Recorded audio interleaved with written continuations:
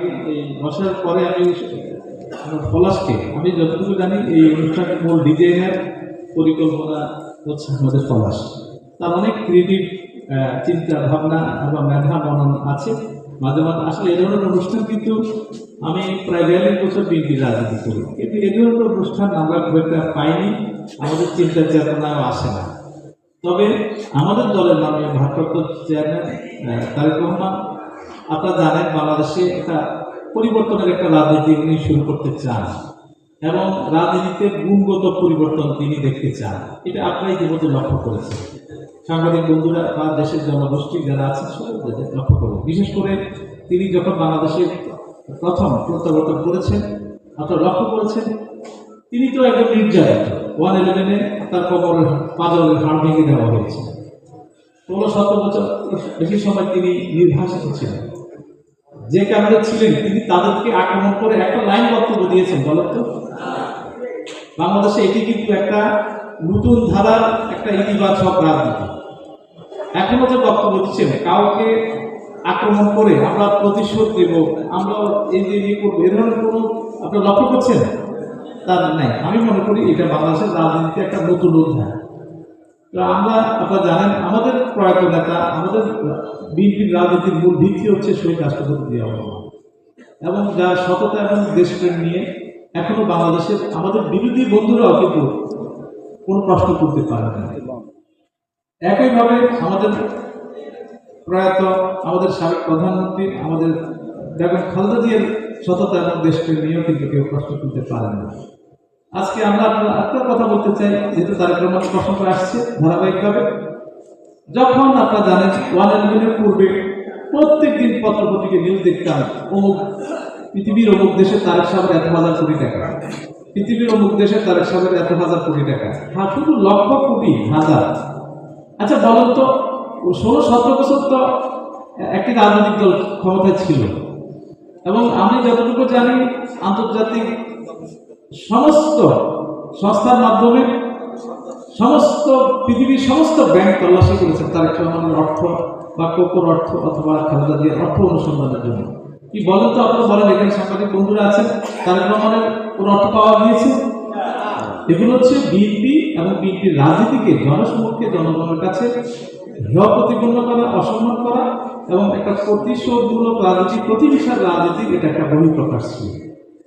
আমরা সেই রাজনীতিকে বেরিয়ে আসতে চাই। স্বাধীনতার 54 বছর পার হয়েছে, মানুষের যে প্রত্যাশা, জন আকাঙ্ক্ষা এখনো কিন্তু বাস্তবায়ন হয়নি। কি হলো সত্য?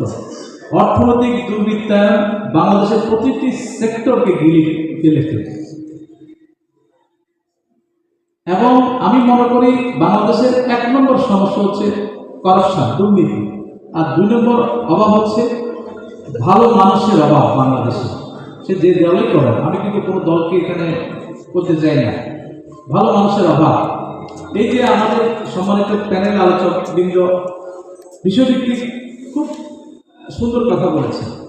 এই যে আমাদের তারেক রহমান অনেকগুলো আগামী বাংলাদেশকে নিয়ে যে তোমার যে ভাবনা, বিভিন্ন সেক্টরে কৃষি কার্ড, ফ্যামিলি কার্ড, এগুলো বাস্তবায়ন করা কিন্তু খুবই কঠিন দুরূহ। কারণ যাদেরকে দিয়ে ইমপ্লিমেন্ট করে তারা তো কারাপ্টেড। এমন ভাবে এই করাপশনটা এমন ভাবে বেড়েছে ডে বাই ডে।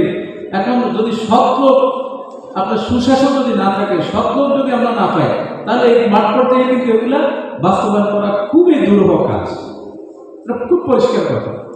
এই যে দেখেন, একজন সাধারণ, আমি তো বিশ্বভিত্তিক আসলে প্রিপারেশন না হলে একটা বিষয় করতাম, যেমন ধরেন একটা উৎপাদনকারী, আপনারা দেখেন একটা ফসল উৎপাদন করে, যদি মাঠের পাশে তার একটা বিপণন কেন্দ্র থাকে, সে সরাসরি কিন্তু তাদের মধ্যস্বত্বভোগী যারা সুবিধাটা নেয় তারা কিন্তু পায় না, উৎপাদনকারী ওই বেনিফিটটা নিতে পারে। তো এই বিষয়টা নিশ্চিত করা খুব কঠিন, কারণ মাঝখানে ব্রোকার থাকে, দালাল থাকে, রাজনৈতিক হস্তক্ষেপ থাকে, মাঝখানে সুবিধাভোগী কয়েকটা গ্রুপ থাকে, এরা কিন্তু এই সুবিধাগুলো নিয়ে যায়, কিন্তু প্রকৃত উৎপাদনকারী কিন্তু ন্যায্য মূল্যটা কিন্তু পায় না। এই ব্যাপারে আমাদেরকে প্রশিক্ষণ দেওয়া হয়েছে, আমাদের আমি আলোচনা গিয়েছি। আমি মনে করি এই যে আমাদের যে ইয়েগুলো আমাদের সম্মানিত জাহাঙ্গীর সরকার সেটাকে খুব সুন্দর করে ব্যাখ্যা করেছে এবং দুর্নীতি যদি আমরা বন্ধ করতে পারি, আমরা এই যে ফ্যামিলি কার্ড, এগুলোর অর্থের সংকলন বা আমাদের তারেক রহমানের যে অনুসৃত যে কর্মসূচি আগামী দিনে দেশের প্রান্তিক লেভেলের জনগণকে নিয়ে আমি বিশ্বাস করি এটা বাস্তবায়ন করা সম্ভব। তবে অপ্রিয় সত্য, আমাদের রাজনৈতিক কর্মীদের আমরা দীর্ঘদিনের যে ট্রেন, এই ট্রেন ভেঙে তাদেরকে সঠিক পথে আনা, এটা একটা কঠিন চ্যালেঞ্জিং বিষয়। কারণ আপনারা অনেকে জানেন না, স্বাধীনতার পর শেখ মুজিবুর রহমান এক নোটিশে আওয়ামী লীগের 40 জন এমপিকে বরখাস্ত করেছেন দুর্নীতির দায়। এটা আপনারা জানেন কিনা আমি জানি না, এটা সত্য ঘটনা, আমি নিশ্চিত জেনেই বলছি। দেখেন, দুর্নীতির দায়। এবং তারেক রহমানকে আমি মনে করি কঠিন, আজকে বাংলাদেশের এমন একটা অধ্যায়ে রাজনীতিতে তিনি পা দিয়েছেন, তিনি কঠিন অবস্থার মধ্যে পা দিয়েছেন এবং এটা চ্যালেঞ্জিং। তবে আমি আশাবাদী তিনি পরিবর্তনের রাজনীতি, গুণগত পরিবর্তন, কারাপশন এবং এই আমাদের দেশের যে সমস্ত সমস্যাগুলো বিদ্যমান আছে এগুলো তিনি সবে অবহিত আছে। যদিও বিদেশের পার্টিতে ছিলেন, নির্বাচনে ছিলেন, তবে আমি মনে করি ওনার রাজনৈতিক বক্তব্য, বাচনভঙ্গি, প্রেজেন্টেশন এবং সাধারণ আপনাদেরকে জিয়াউর রহমান সাধারণ মানুষের মধ্যে ঢুকে যেত। প্রত্যেকটা অনুষ্ঠানে তিনি সাধারণ প্রান্তিক লেভেলের লোকদেরকে দেখাচ্ছেন, একজন সাধারণ মানুষের সাথে কথা বলছেন এবং মানুষের ভিতরে নিরাপত্তা বেষ্টনী ভেঙে মানুষের ভিতরে চলে যাচ্ছে। যদিও নিরাপত্তার বিষয়টা তাদের থাকে, তারেক রহমানকে নিয়ে আগামী দিনে সমস্ত আন্তর্জাতিক অনেক সংবাদ সংস্থা নিউজ করেছে আগামী দিনের রাষ্ট্রপ্রধান মধ্যে নির্বাহী প্রধানমন্ত্রী হবে ইনশাআল্লাহ, আল্লাহ যদি চায়। আমরা মনে করি আমরা এখানে, আমি আসলে বিষয়ভিত্তিক বক্তব্য শুধু একটা কথাই বলি যে আমাদের মূল হচ্ছে আমাদের করাপশন। এই করাপশনকে আমরা বন্ধ না করতে পারি, আর আমাদের রাজনৈতিক নেতা কর্মী আমরা যারা আছি, আমাদের আখলাক এই শব্দটা হলো সুন্নতি একটি পরিভাষা, মানে আমাদের ধর্মে আখলাক মানে চারিত্রিক গুণাবলী যদি আমরা আমাদের পরিবর্তন না করতে পারি, তাহলে কোনো ভালো কর্মই আমরা ভবিষ্যতে বাস্তবায়ন করতে পারবো না।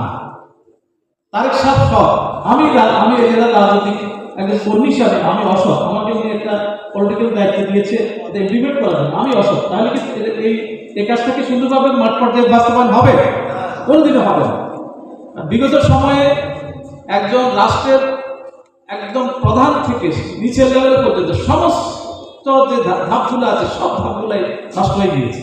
এই অবস্থাকে একটা সেই বেলা একটা এই অর্থনৈতিক দুর্বৃত্তার থেকে বাংলাদেশের আজকে আমি মনে করি এটা অত্যন্ত চ্যালেঞ্জিং একটি কাজ এবং এটা খুব সহজ নয়। আমি আর কথা বাড়াবো না, এখানে প্রায় আমাদের একটা প্রোগ্রাম আছে। তো আমি শুধু বলতে চাই, আমরা এই ধরনের অনুষ্ঠান আমি মনে করি এই বিশেষ করে সাংবাদিক বন্ধুদের মাধ্যমে আমাদের শহীদ রাষ্ট্রপতি জিয়াউর রহমানের 19 দফা, তারেক রহমানের 31 দফা এবং এই যে আমাদের আরো 8টি বিষয় আজকে আপনাদের সামনে বিষয়ভিত্তিক ব্যাখ্যা করেছে। নিশ্চয়ই আপনারা বলেছেন, না হলে আপনাদের এখানে আমাদের আছে হার্ড কপি আছে, সেখান থেকে নিয়ে আপনারা ইউজ করবেন। এটা আমরা আগামী দিনেও আমরা চাই আমরা তারেক রহমানের যে আদর্শ, যে চিন্তা ভাবনা, এটা আমরা মাঠ পর্যায়ে আমরা সততার সাথে, নিষ্ঠার সাথে এবং একটা পরিবর্তনের রাজনীতি, গুণগত পরিবর্তনের রাজনীতি আমরা বাংলাদেশে দেখতে চাই এবং জনগণ দেখতে চাই। আমরা শুধু রাজনীতি দল হিসেবে দেখতে চাই না, এদেশের জনগণ কিন্তু একটা পরিবর্তনের রাজনীতি দেখতে চাই। আমরা যে দলই করি, আজকে আমি আগেই বলেছি 54 বছরে আমাদের স্বাধীনতার যে আকাঙ্ক্ষা ছিল, গণতন্ত্র, স্বাধীনতা, সার্বভৌমত্ব, ন্যায় বিচার, তারপরে সংবাদপত্রের স্বাধীনতা, আমরা কোনোটাই কিন্তু আমরা পূর্ণাঙ্গ লক্ষ্যে আমরা বুঝতে পারি না এবং এই রাজনৈতিক আমাদের অসততার কারণে মূল কথা। এবং আমি মনে করি রাজনৈতিক নেতৃত্ব যদি সৎ, বাংলাদেশের মধ্যে একটা ব্যাপক একটা পরিবর্তন দেখবে এবং সেটা আমলার ক্ষেত্রে বা আমাদের ক্ষেত্রে করাপশন আছে। এই যে তত্ত্বাবধায়ক সরকার আপনার আছে, অপ্রিয় সত্য কথা, তিনি অনেকগুলো সুন্দর সুন্দর জুলাই সমাজের অনেকগুলো কথা সুন্দর আছে, কিন্তু বাংলাদেশের কোনো ডিপার্টমেন্টে কি উনি ভুল বন্ধ করেছে? বলতে পারেন কেউ বন্ধ করতে পেরেছে? বলো না। তাহলে আমরা সুশাসন কিভাবে বাংলাদেশে প্রতিষ্ঠা করবো? এটার জন্য সব রাজনৈতিক নেতৃত্ব প্রয়োজন আমি মনে করি, এটা একমাত্র। এবং আমরা আশা করি আমরা শুরু করতে এবং আমরা সেই কাজ করতে পারবো। আমাদের তারেক রহমানের উপর আমাদের সেই বিশ্বাস, আস্থা আছে। তিনি আমি মনে করি তিনি সফলকাম হবে আল্লাহর সাহায্য নিয়ে। আমি কথা বাড়াবো না।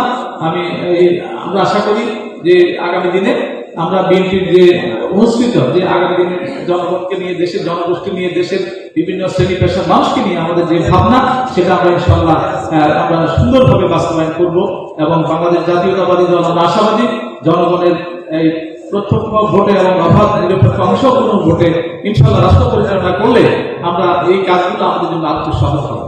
কারণ রাষ্ট্রের থেকে কাজ করা, রাষ্ট্রের বাইরে থেকে কাজ করার মধ্যে একটু ডিফারেন্স আছে। তাই আমি মনে করি ইনশাআল্লাহ বাংলাদেশে আমরা পরিবর্তনের রাজনীতি দেখতে চাই, প্রতিহিংসার রাজনীতি এবং বিরোধীকে দমন নিপীড়নের রাজনীতি আমরা উৎপাদন করতে চাই। সকলকে ধন্যবাদ। আসসালামু আলাইকুম।